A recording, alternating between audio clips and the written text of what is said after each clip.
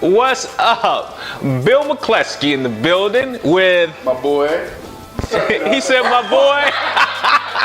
Just be smooth. Can't stop to lie. Won't stop to lie. Can't stop to lie. Won't stop to lie. Can't stop to lie. Won't stop to lie. Yo, we got the hottest podcast in the nation.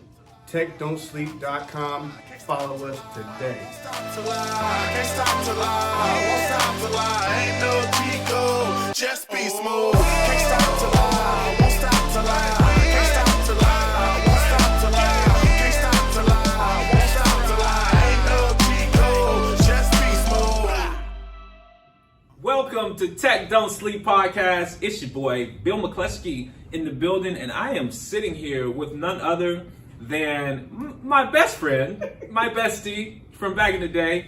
No, Karen Williams. She is the owner of MinTech Agency. Is that right? Yes. All right, MinTechAgency.com. And we're going to have a great conversation with Karen about what she's doing in the field of technology as it relates to recruiting and staffing and helping companies move forward. But before we do that, Karen, we got a game. We got a game for you, and it's called I Got 5 on It. You remember that song? Yes, I back in do. the day? I do. Were those guys from Memphis? Because you're from Memphis. I am. Okay, where are they from, Eddie? You know? Oakland. Oakland, I California. th- Oakland? I thought you said Oakwood. I'm like, okay. All right, so the game got 5 on it. I'm going to ask you a series of questions. Mm-hmm. And Karen, you have 5 seconds to answer each question, okay? All you do is answer the question, Karen, because I kind of know how you are. You know what I'm saying? You like to figure things out and talk and all that. Just it's an optional, it's this or that. And then Okay. you just answer the question. You ready? Yeah. Here we go. What is your most used emoji? Heart. All right. What technology innovation made the most impact in your life? Life. Cell phone. Okay. Country or bluegrass? Country. Big Luther or Skinny Luther? Oh, any Luther. Any Luther. All right. That's not an option, but okay. Okay, big Luther. Jamaica or Puerto Rico? Jamaica. Instagram, Facebook, Twitter, or Pinterest? Instagram. Desktop, laptop, or tablet? Laptop. Okay. Favorite sport? Oh, okay. Basketball. Okay. If money was no object, what would be the first thing that you would do? Oh, Right now. I would charter a plane to Greece and get a yacht and lay out. And, First thing, yeah. just one thing. One thing? It's Oh, okay. It's okay. Charter a plane out of the U.S. All right. Napster or LimeWire? God. This is good, man. This is good. Napster. All right. If you had to delete all but 3 apps on your smartphone, which ones would you keep? My camera. Yep. Oh my God, 3? I don't know. Mhm. Two My more. camera, my bank app, and Instagram. Oh, ooh, So it's sad. so addictive. Who was your celebrity crush growing up?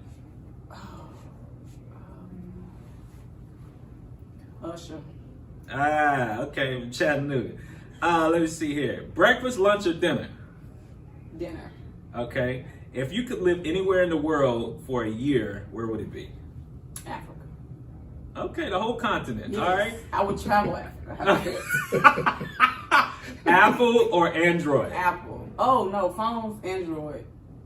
Sorry, I thought you meant computers. Who do you admire most? Oh. That's a hard one. Who do I admire most? Okay, your time's up. You can just say me. It's okay. Me? No. Definitely not you, Bill. No. I was just, whatever. Let me see here. Where are we? Listener or talker? Talker. I know that's right. What song best describes you? Savage. What's the first thing that came to mind? I'm sorry. Wow. Do you know all the lyrics? No. Okay, yeah, you do. We don't lie. Okay, no. Okay. Alexa or Siri? Siri. Okay. Destiny's Child or TLC? Destiny's Child. Okay, last one. Introvert or extrovert? Extrovert. Oh, bless your heart. Okay, no, for real though. Do you know all the words to Savage stuff? Okay, no, we take it back then, if I think about it. That was just the first thing that popped in my head. But do you know all the lyrics? I don't know all the lyrics. I only listen to the clean version, so I don't. You know what? You know how I know you're lying? I swear I don't. Because you just said you listen only to the clean version. Right, so that means how there's do you some know words. there's a bad version? Duh, it's Megan. Okay. Are you looking up the lyrics? I sure am. 'Cause I just want to test you. I mean, that was hard. To see if you can fill in the blanks. Dang, this is terrible. Okay, then no, scratch that. Okay, never mind. All right, so Karen, what we like to do? We're gonna talk about your journey and your company, MinTech Agency, and the success that you had. Because Karen, I knew. Okay, let me just explain. There's a little backstory here. Karen and I, how far do we go back? Like, is it 2 years or 3 years? It's 2 years. It's 2 years? Okay, it seems like forever. But Karen and I met at the Nashville Entrepreneur Center in downtown Nashville. And I was working out of here, building My Tech Partners. And all of a sudden, I saw this young lady talking about she was with MinTech. And, I was like, oh, what's up? And, I don't know. We just started, talking and chopping it up about business. And I don't know, Karen, how would you describe it? Would you come to me for life coaching? Absolutely not. I think I would say you became my business mentor, but you didn't know it. Therefore, I was not getting paid. Okay, got it. Pretty much. Okay. Right. Yep. So yeah, Karen would hit me up for advice and all this stuff, and I'm all about it because I love entrepreneurs, and especially if they're willing to put in the work. So Karen was passionate about her business and willing to put in the work. So it's all good. But the company, your company, MinTech, has really grown, and it's pretty commendable. But I want to get your feedback first before we talk about that on these articles. So we got this one article recently about Oracle moving to Nashville. The article says Oracle is on its way to Nashville. What to know about the company and its deal with the city. So since you're in recruiting and filling IT positions, what do you know about this move, and how important is it to your business? Oh wow. Well, I think the Oracle move here is huge for Nashville in general because they're going to bring so many jobs, and then they're bringing lots of opportunity, for people. The roles, though, from what I understand, are going to be more higher roles, so like $100,000 plus in salary. So are they IT roles? They are IT roles primarily, but the problem is for the people that live here that don't necessarily have that experience is what the issue is. So there are lots of jobs coming, but I don't think that there's the talent here in Nashville to fill all the roles, right? Yeah. And at the level that they're at, they're going to be mid to senior level roles, and so I think the environment around us, everybody knows what's happening, and so they're trying to hurry up and do what they need to do so that we're prepared. So you've got Nashville Software School, Pivot Tech, and Vanderbilt. All of them are churning out this talent, but we've got to get companies around here to give them that experience. So that when Oracle gets here, probably the end of next year, or I think it's 2022. Yep, 2022. Yep. That they're somewhat ready, but I mean, it's gonna be a big deal for sure. Yeah. I mean, I just think about, for me, when I see companies like this moving to a city, I think about what other opportunities are created because the company moved here. So there's going to be other, IT or technology companies or ventures that even start or grow because Oracle moved here and created these new jobs. Right. So I think, like you said, other companies seeing that a company like Oracle's size taking on Nashville, like a smaller city, to take on moving to Nashville, they're going to want to know, why would they move to Nashville? Right. What were the benefits? So then that will make them look, and then they may find something interesting, which I think will continue to grow the area. Yeah. Because that's what happened in healthcare. Like Nashville now is known as the healthcare capital because of HCA and other companies like HCA here, LifePoint, and what's the other one, ACH or something? I forgot, Alvin Franklin. But I mean, CHS. Yeah, that's it. CHS. Thank you, Eddie, behind the scenes, brother. But these are huge. Like they own a ton of hospitals, right? But other companies were created that actually do business with all these hospitals, and it just creates so much more opportunity in healthcare. So just like that, though, Facebook is also moving and building a data center in Gallatin, right outside of Nashville, and projected to be an $800 million data center. I love when they throw the big numbers out there. You know what I'm saying? That's like, you know, pocket money to Facebook. All right. But yeah, I mean, I don't know, like data centers though. I've been to data centers and I've walked through them and toured them. It's like 6 people in there. Right. You know what I'm saying? I don't know. Is this going to create a lot of jobs? It's going to be huge. Yeah. It's going to be a huge site. So I doubt it's going to be 6 people. Yeah. But it's not going to probably create thousands of jobs like Oracle. But, right. I mean, it's still opportunity in the area, which will again make people wonder why would Facebook put a data center out here. So it says Facebook chief COO Sheryl Sandberg announced that the center will create 100 high-paying jobs and be supported by 2 new solar energy projects in South and West Tennessee. And it also says that Facebook will be the 13th, will build the 13th largest data center in the U.S. and the 17th largest worldwide. So that is a big facility. And that's crazy that only 100 people will handle that huge no, that's what I'm saying. Like that, I've been to data centers out here in this area. There's actually one right up the street on 2nd Avenue or 3rd Avenue. But I've been to one out in Franklin, Tennessee, which is about 30 minutes outside of Nashville. And I promise you, we walked through this thing and it's probably 50,000 square feet. Wow. And I probably saw 10 people. Like seriously. But that's how data centers work, co-location and all that stuff. So I mean, it is what it is. But I just think that's interesting. So you probably ain't looking to hire nobody. That's not necessarily true. It just depends on the type of roles that they have. Yeah, got you.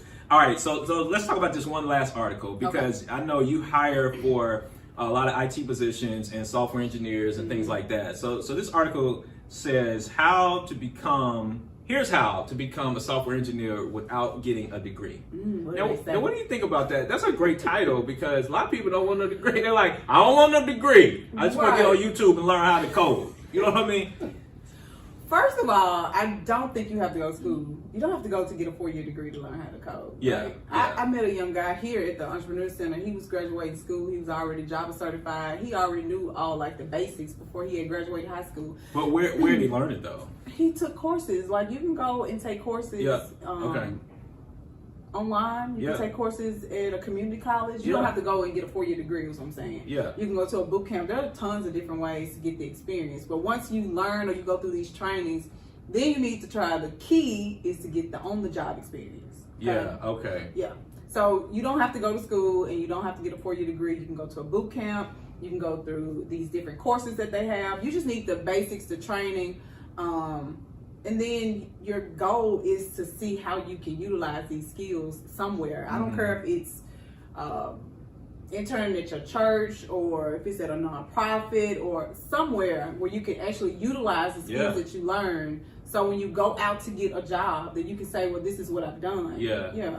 Because you're just having the degree or even the degree. I have a young lady that reached out to me for a job. She works at Walmart, but she has a bachelor's degree in computer science. So you going to school to get the degree. What's she do at Walmart? She's a cashier. Oh, wow. Okay. So them cashiers done upgraded, huh? Don't be funny. But when I tried to help her get a job, it was also... Okay. When you try to get her a job, they said you at Walmart. It was a pushback because she hadn't had any experience. Okay. Right. But she had a degree in computer science. Computer science from Austin Peay. Yes. No, I mean I went to school. Okay, so let me because my take on that is it's almost like somebody saying I went to college and I majored in business, so I should be good in sales or marketing. No, you shouldn't. Well, no, you shouldn't. But when you go to school for computer science at you actually university, learn how to code. You actually learn how to code. Okay. And during that time, those 4 years that you're there, those schools, I'm not going to put on the schools, the students should also be looking for opportunities to get internships. But sometimes kids, when they come out for the summer, they want to have fun or They want to just work at, a local clothing store or whatever the case may be, and are not necessarily taking on these internships that they need so that when they graduate, they can get a job. Yeah. So it's a lot of them that don't have any experience outside of the schoolwork. Yeah. Yeah. And so would experience also include, let's say I'm a college student and I have a degree or I'm studying computer science, I'm learning how to code, I'm learning these different languages or whatever, and I start my own business. Like I start a website business, I start coding on the side, or I start doing projects. Does that count as experience, or do companies want to see you actually have a job, a legitimate job in the field first? That one is a little more difficult. I think if you're entry level, it's a little more acceptable that during college I did all these projects, and I have like my big lab and whatnot where you can see all the projects that I worked on, the coding background, you can see how I did things. A lot of companies want to see your methodology. They want to see how you think. They want to see how you put together the program versus all the other stuff. So if you did that, then yes, that could be good, but I've seen a lot of pushback more so when it's like you've been freelance for yourself for 5 or 6 years. If you haven't worked with like major companies, then most of the time then they're not necessarily interested. But it could be a great way to start, like while you're in college, doing freelance and having that experience and building your portfolio where you can show an employer. But it's not always good really as further along as you get out of however long you've been since you got your certification or degree.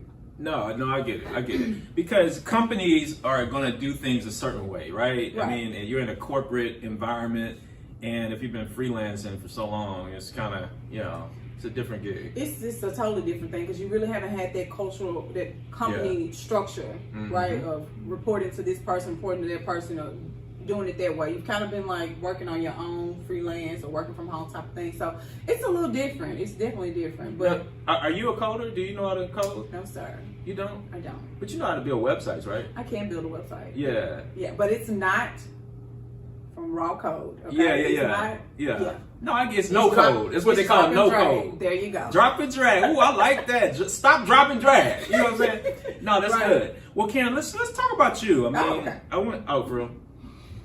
Can you tell our listeners? Can you tell our listeners what superlative you got in high school? Oh my God! No deal.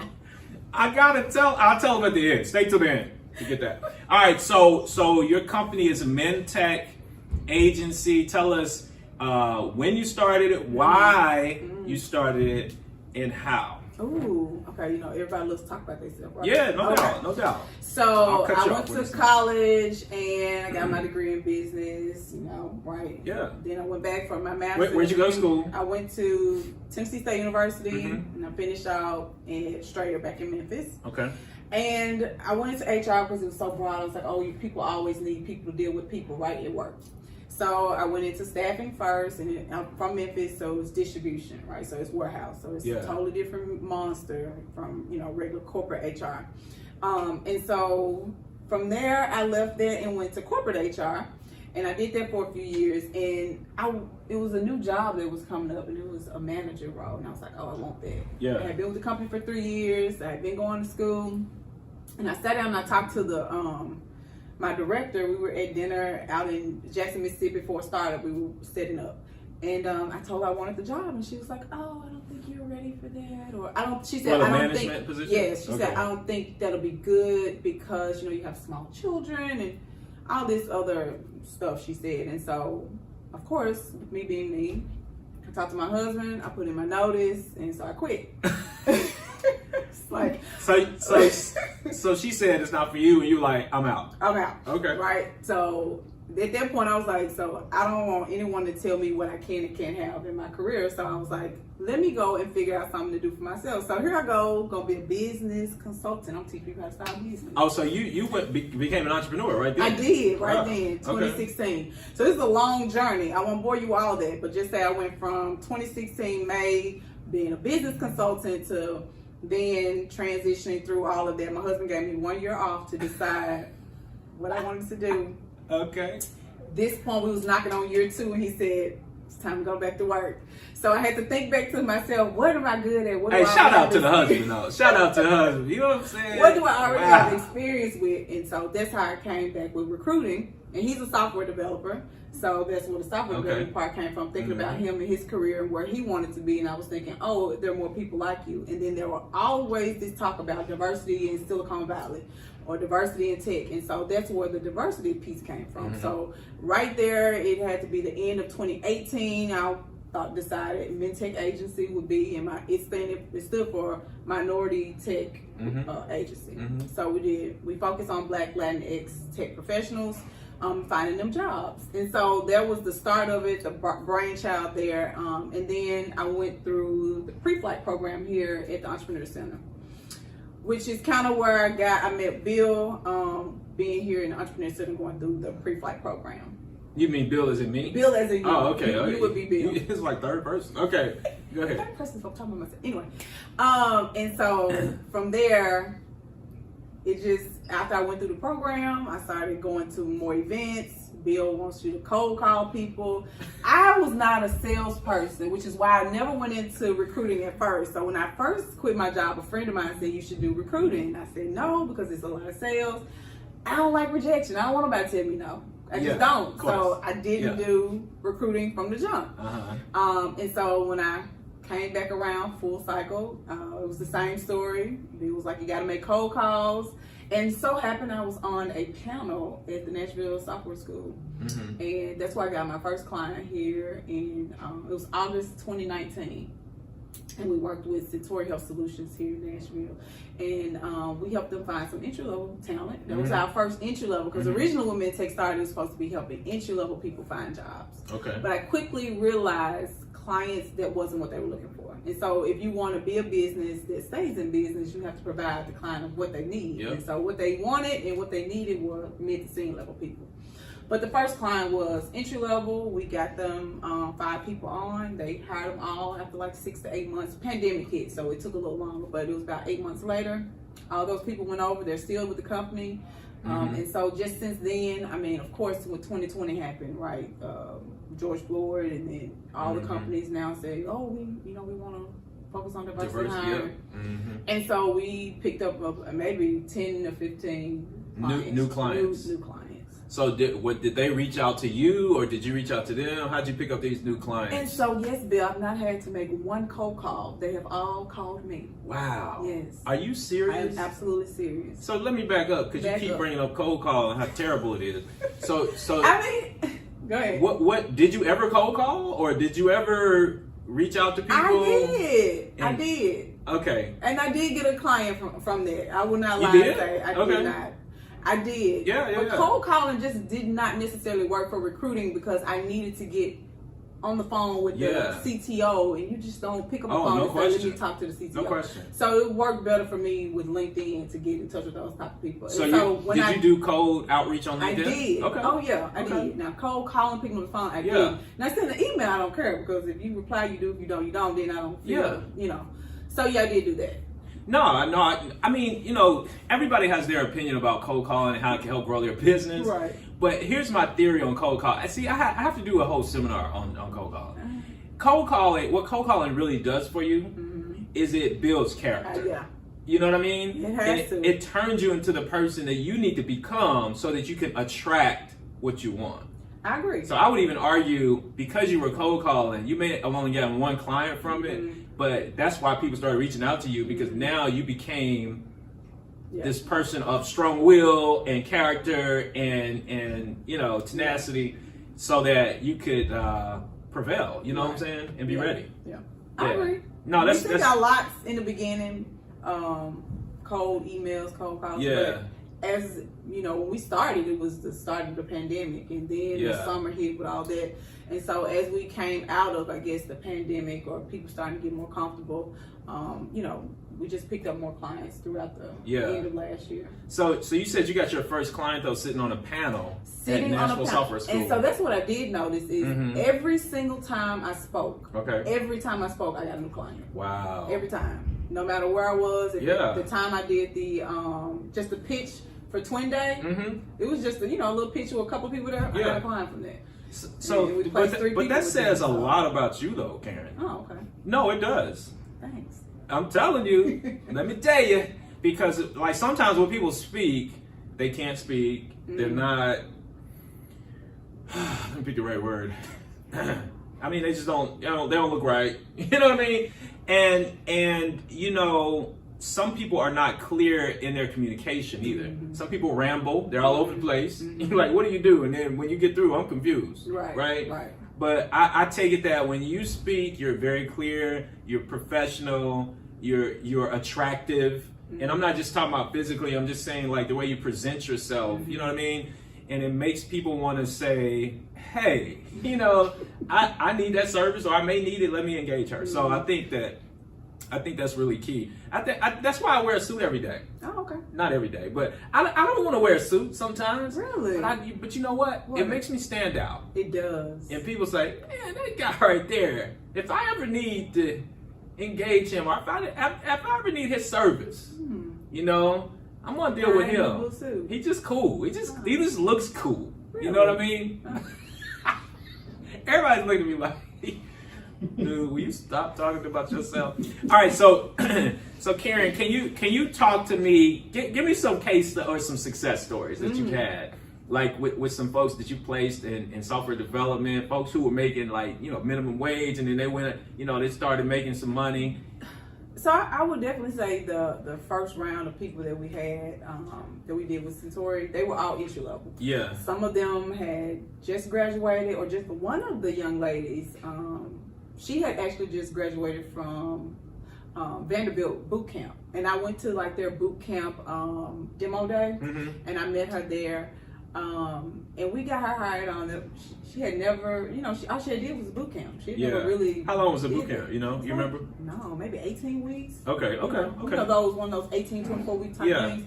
And we got her hired on as a software developer, and she still to this day always talks about how, you know, helpful we were for her. Yeah. So to be able, because we did contract first, so we did contract for her. They worked under us, and then they went over to the company. So it was very good. Just all of them. We had 5 people that we placed out there. None of them had like real experience, except maybe one guy. But other than that, everybody was like just graduating or just, you know, getting out and just graduating from the boot camp, or one was boot camp, one was college. Yeah. You know, it was a mix. Yeah. So that was also another good thing, that you didn't have to have that college degree. Well, you know, some of them had college degrees, but they weren't even in, you know, computer science. Okay. They were in something else, and then they went to a boot camp. And so all of them are still employed there and happy. So we had all success stories. I can just say that we have been extremely blessed. As far as the clients that we've been able to bring on, the people we've been able to fill the roles. We just had a guy hired for a startup as a manager. He's engineer manager. And so that's really one of my biggest goals, is be able to find more people to put in those senior level roles. Because I think if we have more diversity in those senior level roles, they will then attract more diversity, right? Because if the top looks the same, they will only when they go out to their network looks like them. So that's why I think if we had more, you know, people of color or just diversity in, you know, those senior level roles, they will bring in more people. No, that's key. So was that your first management position you filled, or are you doing that more often now? Doing that more often now. That was the first one we filled, and I think he got like a $60,000 bump. From what he was making. Wow. Mainly because the company is it's not anywhere. Right, so they're one of these remote. It's one of those remote only, remote always. Okay. Oh yeah. So they pay you kind of like a California salary. Okay. No matter where you are. Wow. So I think he was in. I can't remember. I think he was in like Georgia. So to be in Georgia, but to make the salary like in California is huge. So that has also been a good thing, like the remote business. But a lot of people are now going back to work. But the remote was really good because it allowed people to make really good money working for different companies in different areas. So Karen, how does your team look though? Like when you're recruiting, how do you go about, okay, let's say you said you got about 10, 15 clients now that you're working with? Yeah. Like that's a lot. It is. That seems like a lot to me. Each of them have positions they're trying to fill. Right. And most of them they're trying to fill the same job. Wow. So it's like, where are these people? Yeah. So that's crazy. The team looks. Hold on, back up though. So when you say they're trying to fill the same job, Everybody wants like, software developers. Everybody wants but software is it engineers. specific to like a certain language or a certain Yeah, skill it is set? specific to a certain language. So we have some that want back end with Python experience, and we have some that want, Java experience. So but they're all software developers. They're just different languages. Some of them want the same language. So we've had several clients that are looking for the exact same thing. Wow. So, which is good because if we have a pool of people like this, so say we have 20, 30 people, if one client doesn't work out, then maybe another one will. Oh no, that's good. That's a good point. Yeah. So you are, but how does this work though? Like, what's your team look like, and how do you find these folks if they're hard to find? I mean, you don't have to drop any secrets on this. You know what I mean? But the team is actually it's me. I have a full-time recruiter, and we keep interns. We are currently now looking for more recruiters because we are constantly bringing on new clients. So we are in the midst of recruiting for new recruiters to join MinTech Agency. So you're recruiting for recruiters. We're recruiting for recruiters, right? And it's hard because everybody is recruiting for recruiters right now because everybody's trying to fill all these roles. Yep. So the team, that's what the team looks like. It's me and a full-time recruiter, and we keep, a host of interns. Yeah. And so how we do it is, and I'll give this one thing, it's relationships. Okay, yep. It's going where the people are. What everybody says about a business, where your people are, where your customers, or where whatnot. So, our people are on Twitter. Our people are in Facebook groups. Our people are on Clubhouse. They're not necessarily always on LinkedIn unless they're looking for a job. If you're not looking for a job, you're probably not on LinkedIn every single day. So you recruiting like people on Twitter and stuff? Yeah. Wow. Yeah. Okay. Yes. So you just dropping the DMs? Or? Well, no, I think it's more so about building a relationship, right? Oh, okay. It's like, hey, Bill, thanks for connecting, or what's going on. Even really in those groups, right? In those groups, and they're having a conversation, you just jump in and you share a nugget or two there. Yeah. Then they're like, oh, who was that? Let me go search them. So, I think it's just about building relationships because we don't want the people that's looking for a job. Yeah. Right? Why don't you want those people? The people that are looking for a job, they'll find us. We want the people that aren't looking for a job. I thought you were going to say something else. Okay. Because they're not applying to every single thing, right? Yeah. You know what I mean? Oh, I got you. Because they got a job. They got a job. They're not going to be applying to 50 jobs, and then I call them up and they're like, oh, I already applied for them. Because if you've already applied for the job, I cannot submit you for it, right? Got you. So if I'm looking for the person that's not necessarily looking, so I'm going to call you and I'm going to entice you and tell you what we do have to offer, what this new move could be for you and your family. No, that's interesting though. So Twitter is a platform that you guys use, and what else did you mention? Facebook groups. Anywhere social where people hang out. Are you doing in-person stuff now? Like, are there meetups and all that type of stuff? We haven't went to any yet, but I'm looking for them for sure. Yeah. So how long would you be on Twitter? How long are you in these Facebook? Is that like an all-day thing? So we have people that do that part. Okay. That would be me, cause no. But we do have our interns love that, right? Okay. That's part of their daily thing. So being on Twitter, being on Instagram, being in Facebook, they go in, they just talk, just chit chat. And you guys have had success, like attracting folks and engaging them. Man, that's crazy. Yeah. I wouldn't even think about that, but it makes a lot of sense actually. It does, and majority of the time, most large companies don't have time to sit up and literally build an organic relationship with people through Facebook. Yeah. Right. So how are you gonna find your recruiter? Your next recruiter. Same way, I guess. You speaking right now, so you said when you speak, you know what I'm saying? You get another client. Okay. Right. I need a recruiter. I need probably two and a host of interns so that we can, be ready for the summer. Yeah, but you can find us at MinTechAgency.com. All right. That's the website, MinTechAgency.com. So what's your Twitter handle? Is it MinTech Agency? Everything is MinTech Agency. Okay, man. Y'all hit up on Twitter in them groups, you know what I'm saying? So talk to us about the growth of your company, where you started from the bottom, you know what I'm saying? And walk us through that. I don't know. It's been just such an emotional experience for me. Me too. Me too, Karen. It's been such an emotional experience just to go through Me for you is what I meant. 2016 to now to fail or learn all those lessons from all those other things that I did to actually get to a business that is successful, that's making, you know, revenue, that's actually profitable with no debt. Like it feels good. And so we've just bootstrapped it. I didn't hire until I needed to. I didn't upgrade systems until I needed to. And so just only doing what we needed and just bringing in. I call myself a cash hoarder because I'm always thinking of, you know, what will I need in 6 months down the road. Right. And so I think I'm at a point now where I can start growing out the team, which is what I'm trying to do now. Because I've done it alone and with my full-time recruiter for long enough. And so we're at a point where the amount of jobs that we have, we really need some additional help. So I mean, last year we hit, I think during the pandemic, first year to, you know, hit $250,000 was a great. So hold on now, back up. So in 2020, you hit $250,000. Dollars. And you officially kind of like started this journey, the MinTech Agency when?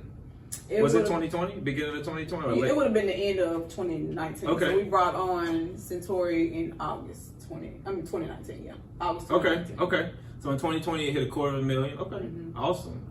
Nice. Yeah, and we're trying to double that this year. Don't say it loud. You know what I'm saying? So the goal is $500,000 this year. Yes. Okay. Yes. Okay. Nice. And I mean, all you gotta do is keep speaking. You're gonna bring on the clients. You know. So I mean, that's pretty crazy though, because 250 is beyond in your first year, basically. Yeah, it's crazy because I'm just thinking about all the times. All the times when I was what? coaching, and my husband was like, "You're gonna have to find something else to do because this is not working." Well, I mean, that's to me, that's the journey, and it helps you to appreciate where you are now as well. Because if you just rolled out in 2016 and started something and you made 250, then you may not appreciate it, or you may not value the opportunities that you have right now. It feels good to build a team, to know that I have people that I pay and support their family. It's just, it's a whole, it's a whole vibe. No, it is a whole vibe. Right. You know what? I think that it's going to get crazier though. I remember the first year I started my tech, we didn't do 250. We did like 115. You know what I mean? You see it. But when I started paying people, when I started building the team, I was like, oh snap. Right. You know what I'm saying? Right. It's a different animal. But I love that you said you're a cash hoarder though, because I'm not. I be spending money. I put on the front like I don't, but I'm willing to invest in the business. You know what I mean? Right. Whether that's through people. You just lied on camera. Why my team looking at me like I'm crazy? Like, dude, you don't spend no money. Look, y'all, they laugh because I'm always looking for ways not to spend money. I know. And to accomplish the same goal. Exactly. But anyway, I mean, I know that like the feeling of, having to meet payroll or things like that. So it's a different type of, it's a different level of business or experience. And that goes with the journey. So. Right. I can say even in this journey at the beginning, when I took on, I can be transparent now because it's over. In the beginning, when at first we were set up to do direct hires, right? Yeah. But then when I met with this client, they were like, "Oh, we want to do contract. Can you do that?" Which means you had to. And that means I had to pay. Yeah. Pay your recruit. The employees. Because they were then employees of mine. So. I didn't have the money saved up to make payroll, right? Yeah. I didn't even have the system set up to do contract. You can't. It's a whole different thing if you do contract versus direct placement. Right? Yeah, definitely. Because you got to pay them, then you got to wait for the client to basically pay you, and you got to make sure you have the money. Yeah. I didn't have it at first, so I was using all kind of credit cards to get cash so I could pay payroll until everything started to roll in. I am just blessed and thankful that I had not had to wait 60 days or 90 days for Yeah. somebody to pay me. Yeah. Because if I had a, Yeah. you know, I just don't know. But what I mean, was able to me, like, I promise you, and I talk to a lot of entrepreneurs who are quote unquote successful now, or they're, you know, making money, and I have not talked to an entrepreneur who has not gone through something like that. Oh, right, yeah. Like me included. You know what I'm saying? It's like everybody goes through where they had to put payroll on the credit card, or they had to figure out something, you know. Right. And now we look at people and they're like, man, you're so amazing. Or how did you do this? And you're like, dude, let me tell you something. If you were willing to go through what I went through, and I think that's a testament like to entrepreneurs like you, because most people are just not willing to go through that, you know. And I was telling a friend of mine that the other day, like you're the cool thing about entrepreneurs that you see are successful is they just have the balls to go through some stuff that most people ain't willing to go through. You know, the opportunity is there for everybody, but you know, entrepreneurs are just willing to go through it and get through it and grow through it, really. Right. You know, Because I could have quit, right? but I didn't. Yeah. Yeah, but it was definitely a learning experience. Yeah, no, and that's the key too. Like, because sometimes we go through something and we keep repeating it. Oh yeah. So that is why I hoard money. From that experience is what triggered that. Like, of the never hoarding. again. I said if I take the next contract that I take on, I will be able to pay them for at least 2-3 months. Yeah. Because I don't want to be in that predicament. Yeah. Yeah.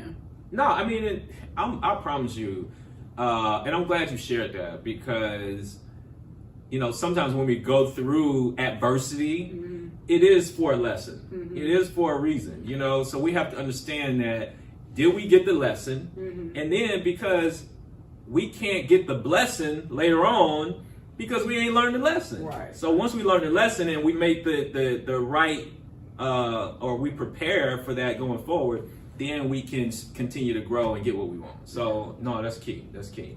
So what's next for MinTech? Growth. Yeah, $500,000. Definitely, and from there, just, you know, continue to build a team. And when you said that, you know, bringing on the right people at the right time is what's going to help us grow and continue to grow. And we're looking to go into some different areas. And you know, What you looking to go? What you looking to get into? You know what I'm saying? Know. Oh, you gonna let us know? Definitely HR. HR just makes sense for the diversity, inclusion, the D&I part. So recruiting, you know, for the HR. Yeah. Because HR is not very diverse in most companies, and so that's definitely an area we want to. So just to be clear, like MinTech only recruits for Black and brown people. Not necessarily. We've made some pivots as well in that area as far as looking at. We do Black, Latinx, and women. Okay. Women too. No, not white men. Bill. No, I'm just saying. You know, no. But tell us why though. Like, is it because we all the numbers are you know. Well, Bill, you look at the number of white men in the tech field, you don't have to wonder why. Those men are bringing in their friends' sons and their cousins. Is that what's happening? I mean, it's just what it is. It's the network, right? Yeah. If I had a very successful company, as I do, but as it continues to grow, if you say Miles want a job to come over there and work at MinTech, you don't think I would bring him in? Oh, yeah, I would. Let me. Right. He at home right now. It's a network. It's a network thing. That's why you have to say you are only as wealthy as your network or as strong as your network. Those networks work together, right? These networks are the networks that need. But the reason I asked that question, I'm just pushing back because I want the message to get out. Because a lot of people see diversity, they see that word, or they see it in the corporate arena, and they don't like it, right? They think it's reverse racism, or they think, you know, it's unfair or whatever, right? And so obviously we look at the numbers and we see there's a disparity, right? With people who are in tech or working in these particular positions in the corporate arena. Any corporate area that is like director and up, it's a lack of diversity. It's not just tech, it's everywhere. And it's because most of the companies, most of the corporations are not run by us, and therefore we don't have that, we're not occupied in those spaces. You know, I saw this article a while ago, about a year ago, and it was white men complaining that too many of the companies in Silicon Valley were run by Indians. There were too many Indian CEOs, is what they said. You know, I've heard their complaint from white men as well. I thought that was interesting. That's the first time I saw like white men complaining about diversity. You know, that was kind of interesting. But I mean, the whole there's a whole corporate shift that's happening. So just a little research will tell you in a minute, white men, or I don't know if it's just white men, but probably the white people in general will not be the minority. Will not be the majority in the workplace. Okay. So within the next, I think it's either 10 or 15 years, they won't be the majority. And so I think it's more of a like grasping at their position of power and whatnot is they can feel it because it's the numbers are there. One thing that I, and I'm in organizations like EO, Entrepreneur Organization, Chamber of Commerce groups, and the talk is all about diversity there too, and not just for membership, but on the board and things like that.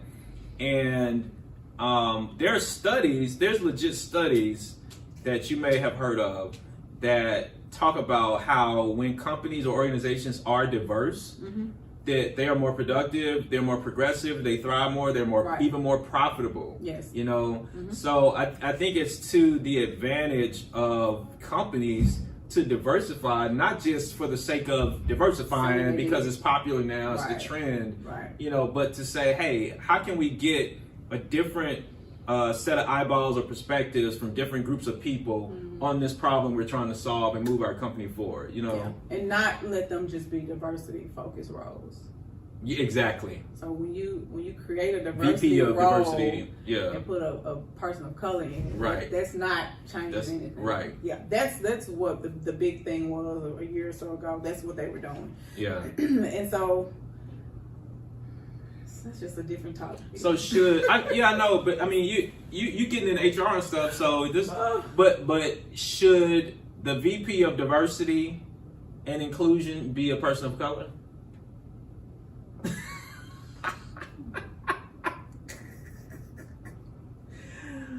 What do you think? I mean, it's your opinion. It's not a right or wrong answer.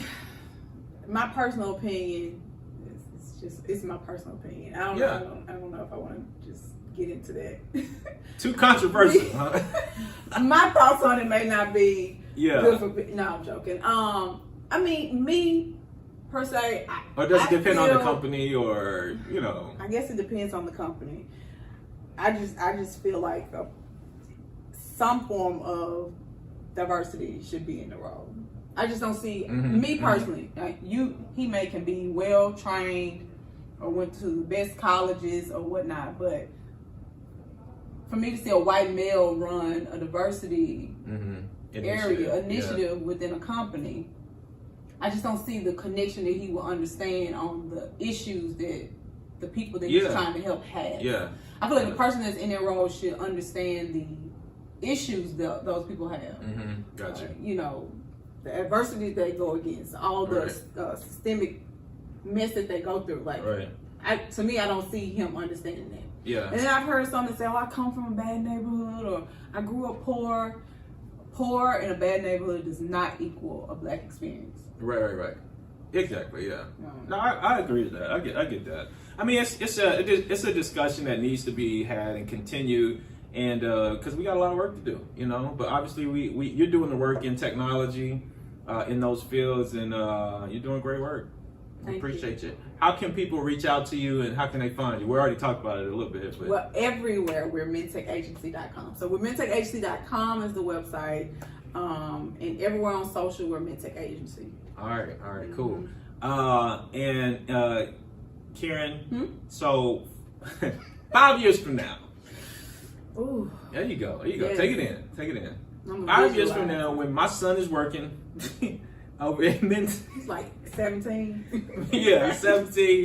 He's 12 now, so 5 years. He's 17. I guess he'd be intern. He'd be like a senior in high school intern. He may be in college. But where do you see your organization MinTech Agency? In 5 years. Mm-hmm. Wow. Well, my vision is a very, very, very big vision, right? Mm-hmm. And honestly, I had this vision like a year or so ago, and then I've actually seen it happen in different places, and I was like, So my vision is like a tech center. So like if you think about Oracle, like where they're gonna do this whole little, that's what I envisioned. It's crazy, but I envision like work and live like in the same type of place. It's weird, but I see MinTech Agency being global at that point, and outside of just tech area, more so like working with tech companies in general to fill all roles. Yeah. And then seeing how we can bridge the gap with outside talent without having them have to come here, to bring that money, in other places. So that's what I definitely see. I see global, and I see in different areas. Yeah. And the tech hub. And I see a tech hub. Yeah. I do. Like a physical tech like hub. a physical place that has like a tech hub. What would this tech hub do though? Like it would be like education, or it would be a work. Just think about a co-working space, right? Okay. But just say MyTech had MyTech, you had like a tech component, right? And so your people would come here to work. So just say any company that just like an Apple or Google, they may not have office here, but within our building that their people could come here and work. Kind of like co-working, but it's specific to that company within that area. Yeah. Oh, cool. No, it's good. It's awesome. Hey, Karen, appreciate you. Enjoyed the conversation, and much success to you. I know you're gonna do well. I was telling some people a couple weeks ago. They were telling me, "Have you seen Karen recently? She's just glowing, and her business is blowing up." And I added to the compliments. I said, "Man, she's so smart. She reached out to me." No, I didn't say that. Oh God. It's all because of Bill. Bill's leadership. And, oh God! Don't even try it. Your words on the whiteboard. No, but you know what, Karen, you are smart, and sometimes I coach several entrepreneurs here and there, sporadically, but most of them will not execute. Now I've always struggled with execution. I am a planner. I will write it down and I'll go back over it and say this is how we're gonna do it. Yeah. The execution to me also feels like rejection. Yeah. At some point it did. And so I realized either you're gonna go back to work or you're gonna make this work. And so if I wanted to make this work, then I had to get out of those fears of being rejected or just doing the work. Yeah. A lot of people want to just be successful and not do the work. And not get rejected. Or not do the work. They just want to kind of like, okay, I'm going to put this business out here and y'all go buy my book or y'all go buy my soap or y'all go do whatever and just kind of, it's hard work. Hey, it's sales, Karen, that's a gem right there. You are so right. But I mean, I'm serious. I'm not even being funny. Like most people, they want to have a successful business like you, but they are not willing to do the work. Right. And so they want to just go to people and have them tell them how to do the work. Yeah, and that's the thing about programs and accelerators. You can go there and get all this information, but you still got to execute. And everybody, by the way, doesn't want to execute. Trust me. Nobody wakes up every day and says, "I'm ready to go and get after it." Right. Nobody. I'm still at the phase where I am up at 3 o'clock in the morning, like, okay, what do I need to do next? That's my thing that I deal with now is what do I do next? Yeah. How do I keep us fresh? How do I keep us clients coming, candidates applying? What do we do next? Yeah. So. Yeah. Well, that probably never stops, actually. Yeah. Good to know. Yeah, no doubt. All right, appreciate you. We'll holler at you soon. Y'all check her out, MinTechAgency.com, and check out on Twitter so you can get in them groups and get a job. Holla. Just be smooth.